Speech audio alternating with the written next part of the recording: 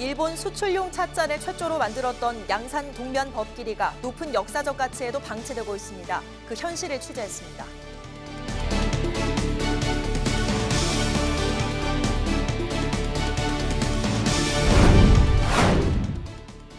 북면 지역 학부모들이 열악한 교육 환경을 두고 거세게 반발하고 있습니다. 아이들은 넘쳐나는데 교실과 학교는 부족한 버려진 북면 신도시의 현실, 현장 점검 360도에서 짚어봅니다. 고성군이 불법 주정차 카메라 단속을 강화했습니다. 단속 강화로 일부 상인들은 저녁 장사 매출에 타격을 입었다며 불만을 호소하고 있습니다.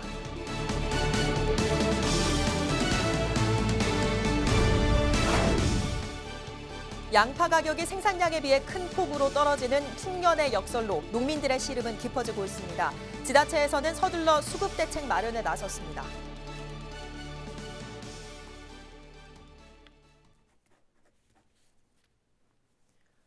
시청자 여러분 안녕하십니까? 헬로티비 뉴스 경남입니다. 고려 청자에서 조선백자로 이어지며 세계적인 도자 명품 국가로 위상을 떨쳤던 우리나라는 중국과 함께 도자 종주국이었습니다. 이런 위상을 증명하듯 양산 동면 법끼리에 우리나라 최초로 일본 수출용 도자 그릇을 만들던 가마터가 있는데요.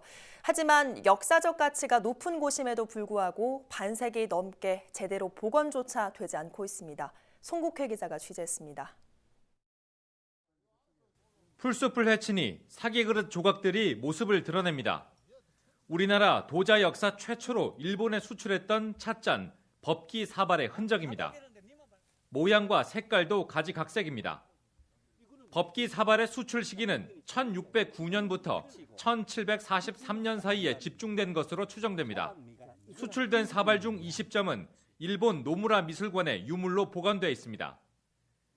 일본인을 사로잡은 한국의 찻잔이 이곳 양산시 동면 법끼리 일대의 가마터에서 생산됐습니다.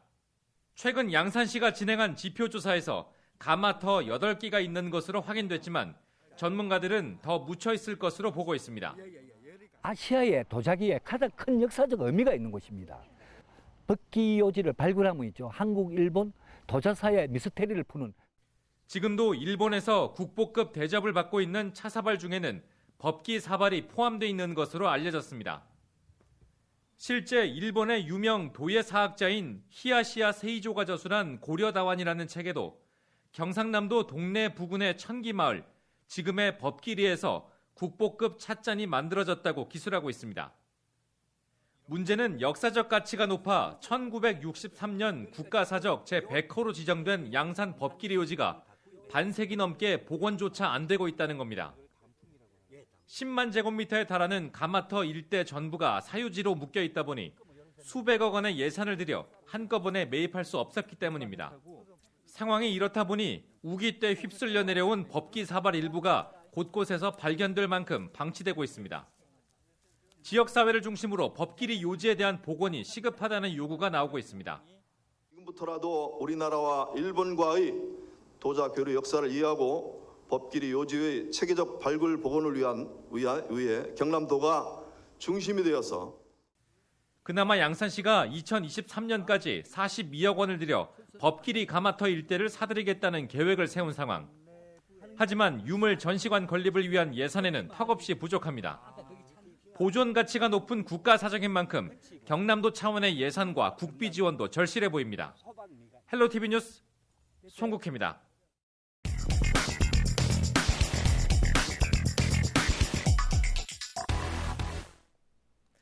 창원 북면 지역 학부모들이 열악한 교육 환경을 두고 거세게 반발하고 있습니다. 아이들은 넘쳐나는데 교실과 학교는 부족하고 심지어 고등학교는 아예 없습니다. 버려진 북면 신도시의 현실, 김수정 기자가 현장 점검 360도에서 짚어봅니다. 가장 기본적인 시설이 없어가지고 또 나가야 되는 또 부모 입장에서도 조금 아무래도 잠이 부족하니까 나중에 학교에서도 더 졸게 되고 그런 것 같아요. 북면이라는 환경에 대해서 되게 만족하거든요. 근데 아이들을 생각하면 너무 미안해요. 여기 이사 들어온 게. 지난 2006년 통합 창원시가 되기 전인 옛 창원시는 이곳 북면을 신도시로 만들 계획을 세웠습니다. 2009년 만여 명에 불과했던 인구는 10년이 지난 지금 벌써 4만 명을 넘어섰는데요. 이 부푼 꿈을 안고 신도시에 온 주민들. 하지만 아이들을 위한 교육 환경은 열악하기 짝이 없습니다. 이 화려한 신도시의 모습 뒤에 감춰진 이 열악한 교육 환경, 북면의 현실, 현장 점검 360도에서 취재했습니다.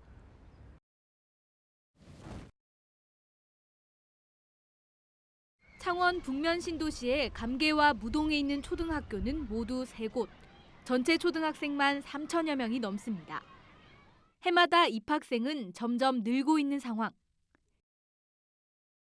그렇다 보니 학교마다 증축에 또 증축을 거듭하고 있습니다.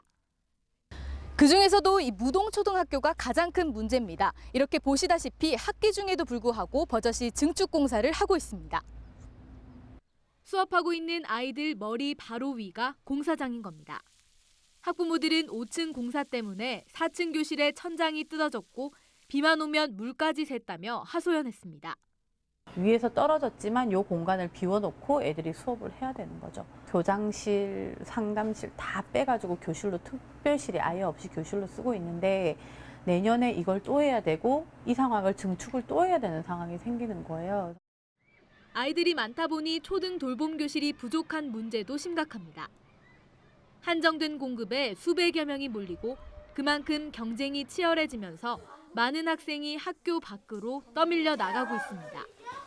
처음에 시작할 때도 굉장히 타이트하게 들어갔었는데 들어가지 않으면 그 뒤에는 아예 들어갈 엄두가 안 난다고. 가자녀고 세자녀거든요. 간당간당하니까 쉽게 얘기하면 좀 이제 어떻게 될지 정확치 않으니까 한 2개 정도는 가야 제가 도착할 때쯤에 집에 와 있거나 뭐 이렇게 하는데.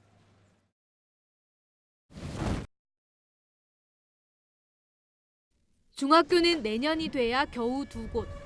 기존에 있는 감계중학교와 2020년에야 문을 열 무동 창북중학교입니다. 문제는 당장 몇 년 뒤 이 초등학교 학생들이 중학교를 가야 할 때입니다. 북면에 있는 미취학 아동수는 모두 4,500여 명. 현재 초등학교 저학년인 8살에서 10살만 해도 약 2,000명입니다. 기존 24학급과 30학급으로 지어진 2곳의 중학교에서 학생들을 모두 수용할 수 없게 돼 또 증축 공사를 할 수밖에 없습니다. 학부모들은 증축은 더는 안 되며 신설이나 제2중학교를 세워야 한다고 항의하고 있습니다. 아이들은 공사 현장에서 수업을 했고요. 그 아이들이 지금 감계중학교를 들어갔잖아요. 그런데 그걸 본 아이들이 이번에 북면초등학교 작년에 또 재증축할 때 그때 또 그 아이들이 이번에 감계중학교를 증축한다면 또 공사장에서 또 공부를 해야 돼요.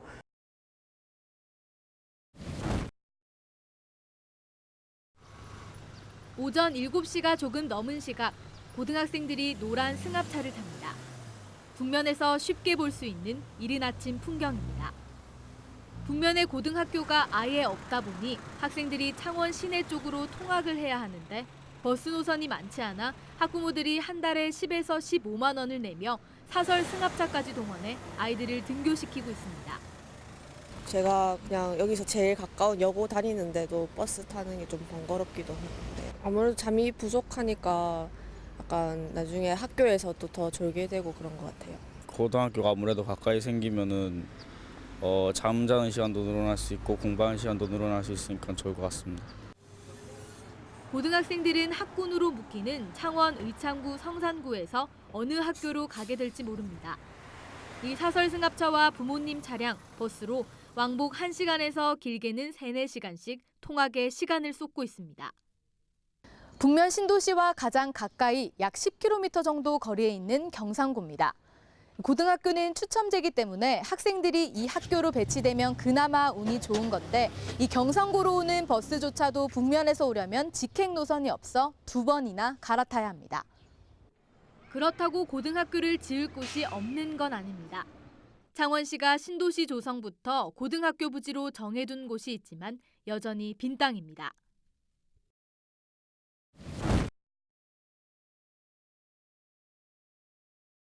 이렇게 넘쳐나는 학생 수에 교실이 부족하고 학교가 없지만 경남도 교육청도 뾰족한 대안이 없습니다.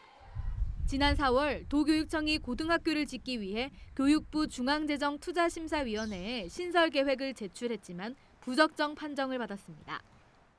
교육부는 학군으로 묶이는 창원 의창구의 학생 수가 줄어들고 있어 설립 수요가 없다는 것이 이유였습니다. 일부 학생이 찍기를 잘못하거나 평준화됐으니까는 몇 명이 그렇게 가는 건 이해는 합니다. 어쩔 수가 없겠죠. 근데 모든 인원이 1시간 반을 다니는 경우는 본 적이 없거든요. 여기에 학생들은 전부 다 새벽에 일어나서 잠도 한 두세 시간 자게 자야 될 거 아닙니까? 버스 타고 가야 되지. 버스에 시달리지. 어떤 공부가 되겠습니까? 특히나 고등학생들은 엄청나게 대학교로 가는 그 중요한 어떤 시기인데 서류 미비라든지 보완 요청을 했을 경우에는 저희들이 그에 대해서 보완 요청을 해서 다시 1년에 3번 정도 중투 심사를 받을 수 있는데 언제든지 올릴 수가 있는데 지금은 학교 설립 자체를 할 수가 없다고는 요인이 내려왔기 때문에 저희가 상당히 좀 난감합니다. 초등학교와 중학교도 신설보다는 현재 증축만 가능하다는 입장. 초등학교와 중학교, 고등학교의 신설 조건이 모두 다르기 때문에 학교를 짓기란 쉽지 않습니다.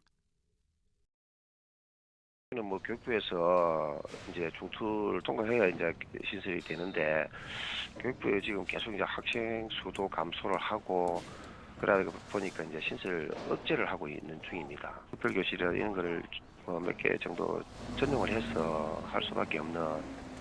올해 5월 말 기준 0세에서 만 18세 이하 북면 인구만 만여 명. 전체 인구 4명 중 1명이 아이들인 북면 신도시.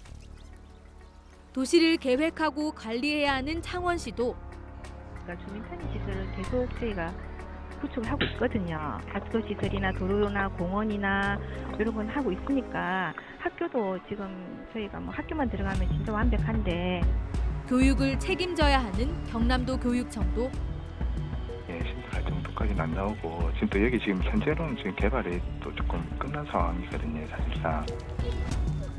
교육 환경을 제대로 반영하지 않은 법을 이유로 누구도 북면 신도시의 열악한 교육 환경을 책임지고 있지 않습니다. 잘 다녀오세요. 헬로티비 뉴스 김수정입니다. 고성군이 고성읍의 중심 상권 지역에 불법 주정차 카메라 단속을 강화하면서 논란이 일고 있습니다. 일부 상인들은 주정차 단속 시간이 늘면서 저녁 장사를 포기해야 한다며 불만의 목소리를 높이고 있습니다. 보도에 표영민 기자입니다. 교통 상황이 혼잡한 곳에서 흔히 볼 수 있는 불법 주정차 단속 카메라입니다. 고성에서는 불법 주정차 단속 시간을 두고 시민들의 의견이 엇갈리고 있습니다. 고성읍 시내를 중심으로 설치된 불법 주정차 단속 카메라는 모두 6대. 지난달 1일부터 오전 8시에서 오후 6시까지였던 단속 시간이 오후 8시까지로 2시간 연장됐습니다. 인근 상인들은 카메라 운영 시간 확대로 저녁 시간 고객의 주차가 어려워지면서 매출이 줄었다고 불만입니다.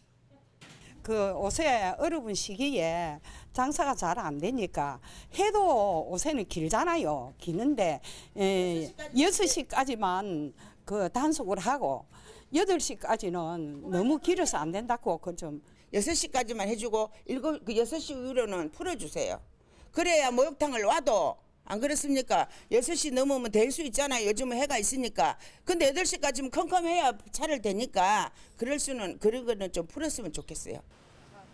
상권 침체를 호소하는 상인이 많았지만 일부 상인들은 불법 주정차가 크게 줄었다며 만족감을 표시했습니다. 그전에는 6시로 했는데 저녁에 아침 6시까지인데 요즘 8시까지 하니까 조금 장사하는 사람도 괜찮을 상 싶고 좋아요. 주차 단속 여부와 시간을 떠나 근본 문제인 주차 공간 확보가 시급하다는 지적도 나왔습니다. 주거 단지 안쪽에 주차 공간이 많이 부족한 현실입니다. 그래서 야간에 주택지에 계시는 분들이 주차하기가 곤란하지 않을까 그런 생각됩니다. 불법 주정차에 대한 단속 강화를 요구하는 민원이 잇따르면서 고성군은 안전한 보행 환경을 위해 단속 강화가 불가피하다는 입장입니다. 주차 단속 하지 마라 이런 민원이 있는가 하면은 단속 좀 해달라 그런 민원이 다 있어가지고 이제 주민들한테 좀 편하게 되도록 단속을 너무 많이 해도 안 되지만 또 안 하면은 또 그만큼 불편해지고 교통소통도 안 되니까 그래가지고 하려고 저희도 그래 하고. 고정 단속 카메라 연장 운영과 주민 신고제 도입 등 불법 주정차와의 전쟁을 선포한 고성군. 단속 구간을 피해 불법 주정차하는 차량이 오히려 늘어날 수 있는 만큼 주차장 확보 등의 근본적인 대책 마련이 필요해 보입니다. 헬로티비 뉴스 표영민입니다. 풍년의 역설은 농작물 생산량이 늘었지만 이로 인해 가격이 크게 떨어지면서 풍년을 맞은 농민들이 오히려 힘들어지는 상황을 말합니다. 이 풍년의 역설에 처한 양파 농가 농민들의 시름이 깊어지고 있습니다. 지자체에서는 서둘러 수급 대책 마련에 나섰습니다. 구지은 기자입니다. 합천군 청덕면의 한 양파 재배 농가. 양파를 수확하는 손길이 바쁩니다. 올해 작황은 훌륭하지만 농민들은 걱정이 앞섭니다. 전국적으로 양파 생산 물량이 넘치면서 양파 가격이 폭락하고 있기 때문입니다. 도로변에는 판매를 포기한 양파들이 방치되다시피 쌓여 있습니다. 양파 생산량이 평년 대비 13% 증가하면서 지난해 20kg에 10,000원이었던 양파값이 절반 수준인 5,000원으로 뚝 떨어진 상황. 인건비도 비싸고 이 자재비도 비싼데 다른 작물이 들어가야 되기 때문에 어쩔 수 없이 수확은 하고 있는데 캐는 순간부터 적자니까 빚더미에 앉을 수밖에 없는 그런 상황에 놓이가 있습니다. 상황이 이렇다 보니 합천군은 서둘러 수급 대책 마련을 내놨습니다. 저장성이 좋은 양파의 특징을 살려 수출로 활로를 모색하겠다는 겁니다. 합천군은 지난 14일 2019년산 양파 수출 선적식을 갖고 본격적인 수출에 돌입했습니다. 이번에 수출된 합천 양파는 48톤, 1,900여만 원어치입니다. 20kg 2,400망으로 수출업체를 통해 대만으로 수출됐습니다. 또 합천군은 인건비 절감을 위해 직원들이 직접 수확 작업을 돕는 등 다양한 지원 대책을 수립하겠다는 계획입니다. 양파 농가들의 시름을 덜어주기 위하여 각종 수출 계획도 많이 세우고 그 관내 식당에서 우리 양파를 활용해서 양파 농가들의 주름을 좀 펼 수 있도록 최대한 적극적으로 노력해서 지원하도록 하겠습니다. 경남도도 양파 소비 확대를 위해 양파 직거래 장터와 직매장 등을 운영하고 공공기관과 기업체에 양파 1인 1망 사주기 선물하기 운동을 추진합니다. 해외 수출과 지자체의 다양한 지원이 가격 폭락으로 고통받고 있는 양파 농가의 숨통을 트여줄 수 있을지 농민들의 기대가 모아지고 있습니다. 헬로티비 뉴스 구지은입니다.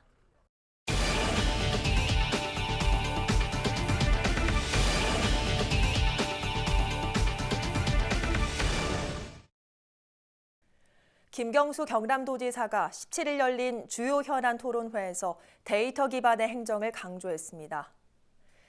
이날 경남도청 도정회의실에서 열린 토론회에서 정부혁신 컨설팅 단장 오철호 숭실대 교수는 데이터 시대 등장과 정책 환경의 변화 등을 주제로 한 특강을 열었습니다.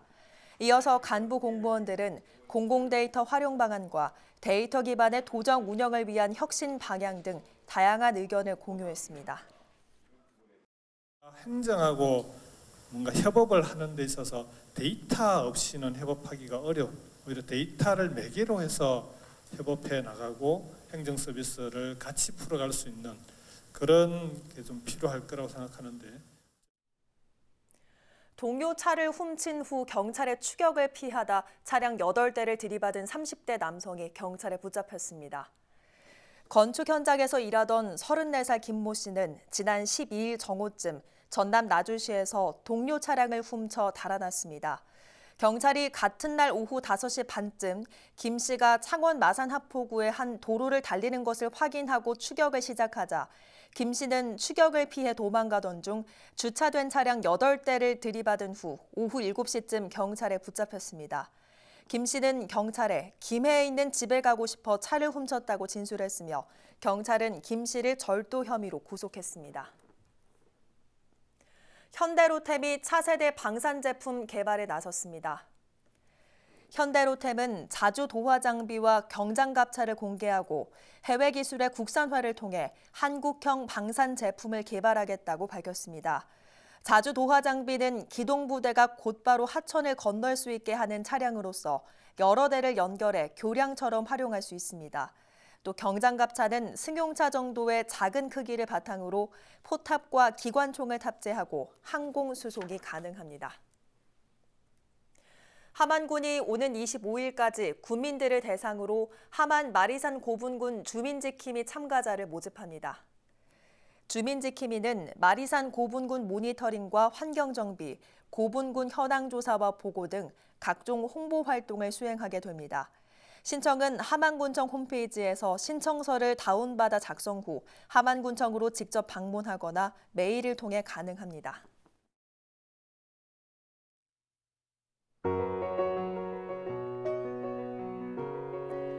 우리 지역 인사 동정입니다. 김경수 경남도지사는 18일 오후 3시 도청에서 진행되는 경남 지역 혁신 포럼 추진위 출범식에 참석합니다.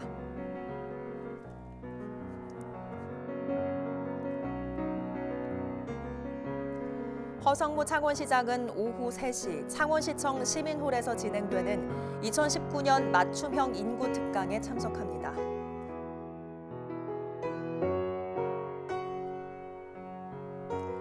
허성곤 김해시장은 18일부터 26일까지 2019 이탈리아 슬로시티 총회에 참석하고 해외 선진도시 연수를 떠납니다.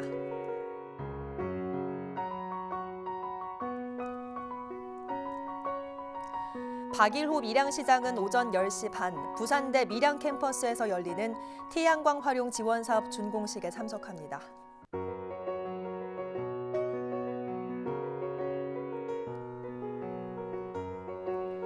변광용 거제시장은 오전 10시 거제 맑은샘 병원을 방문해 입원한 보훈 가족을 위문합니다.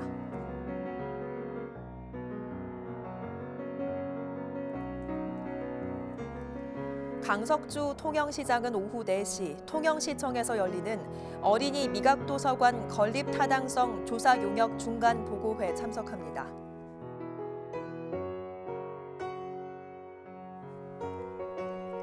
조근재 함안군수는 오후 6시 함안 종합사회복지관에서 진행되는 어린이집 보육교직원 교육에 참석합니다.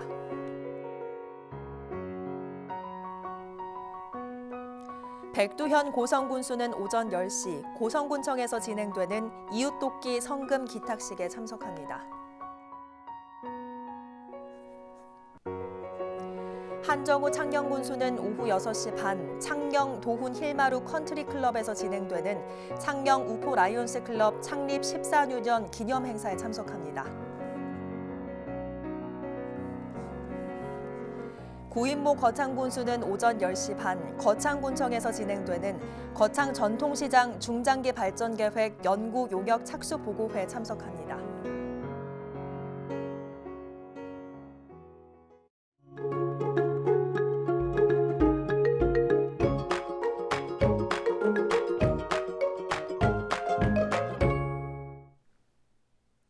이어서 날씨입니다. 초여름 더위가 다시 찾아왔습니다.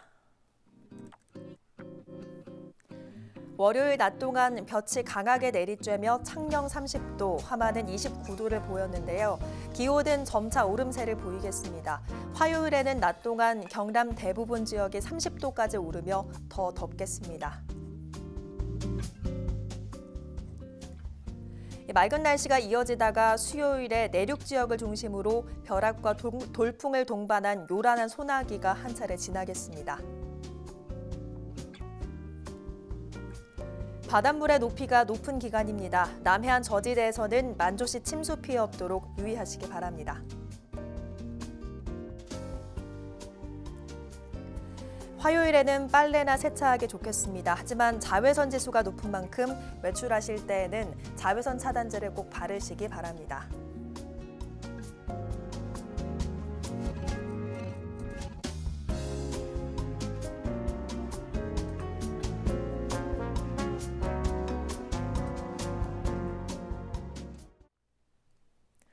오늘 뉴스는 유튜브 채널 CJ 헬로 경남 방송에서 다시 보실 수 있습니다. 이상으로 뉴스를 마칩니다. 저희는 늘 지영민 곁에 있겠습니다. 고맙습니다.